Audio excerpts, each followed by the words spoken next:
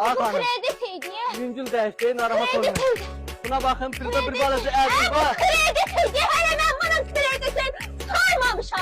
Kızın başına dönmüş. Sən bunun mənə təzəsini alıb verməzsən. Bu təzəsini nə Arkadaş ediyorsun? mən bilmirəm. Sən bunun mənə təzəsini Yok, alıb verməzsən. Bes kraska ben bunu çıxarıb verəcəm Mən sizə. bunu elə bəs almışdım da təzəliyini almışdım ki, sən burasan.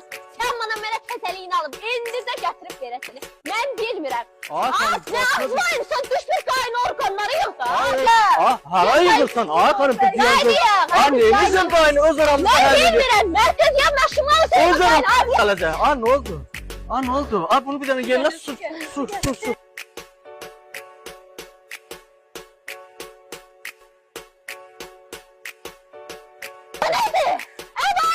Sən məni. İstəyirsən qayıt çağır. İstəyirsən orqanlar çağır. Onun mənə təzəsini alıb verəsən. Hani orqanlar? Hani polislər? Pulling the doors out so